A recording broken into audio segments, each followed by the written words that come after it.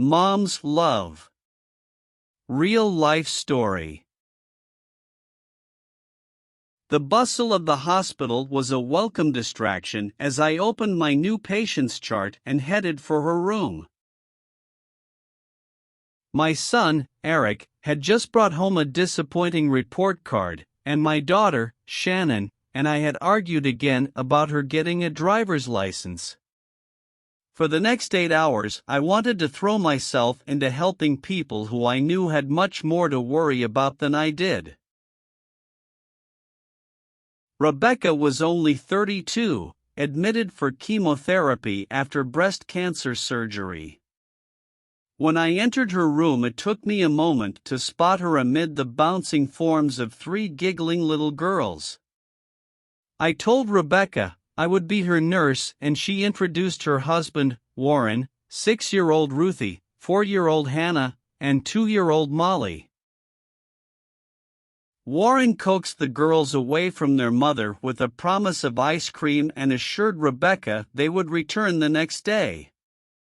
As I rubbed alcohol on her arm to prepare it for the intravenous line, Rebecca laughed nervously. "I have to tell you, I'm terrified of needles."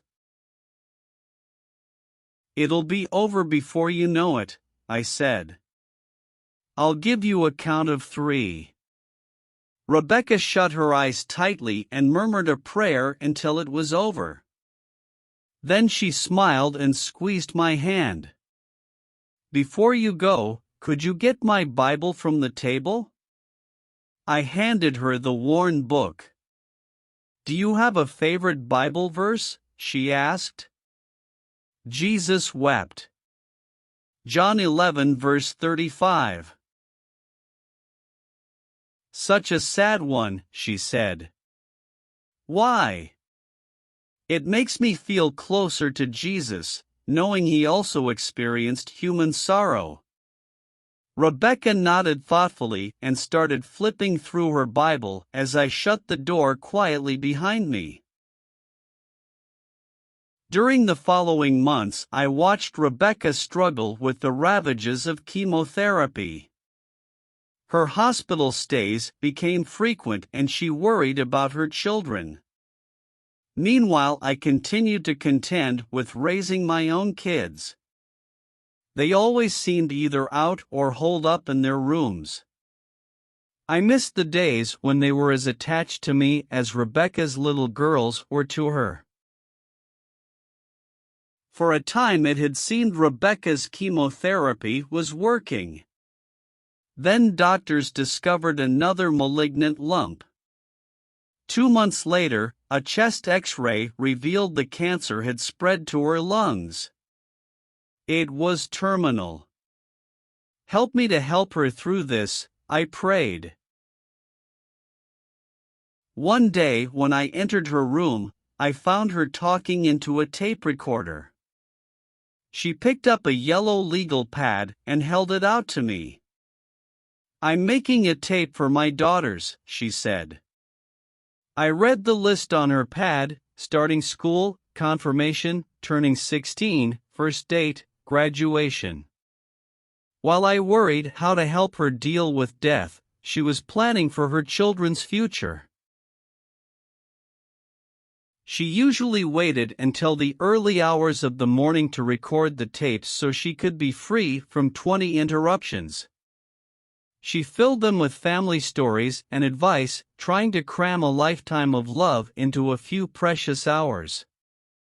Finally, every item in her notes had been checked off and she entrusted the tapes to her husband.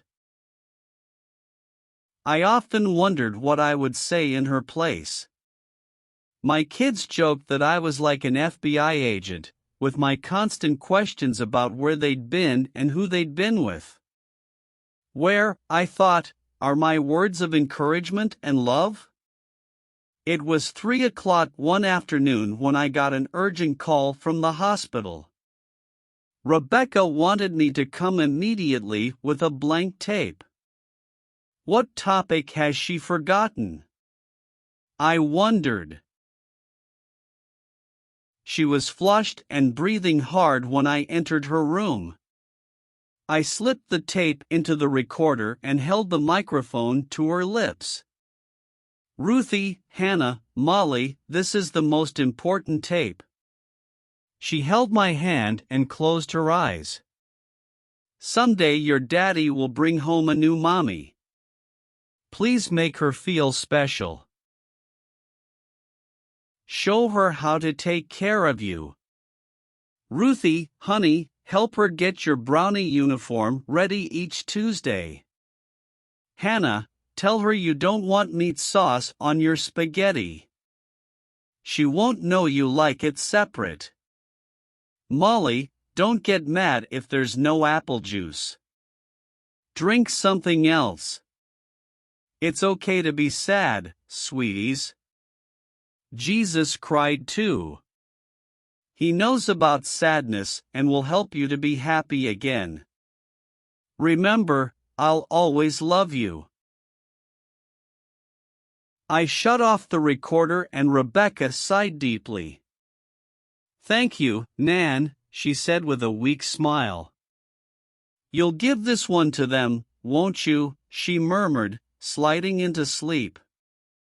A time would come when the tape would be played for her children, but right then, after I smoothed 21 Rebecca's blanket, I got in my car and hurried home. I thought of how my Shannon also liked her sauce on the side, and suddenly that quirk, which had annoyed me so many times, seemed to make her so much more precious. That night the kids didn't go out. They sat with me long after the spaghetti sauce had dried onto the dishes. And we talked without interrogations, without complaints, late into the night.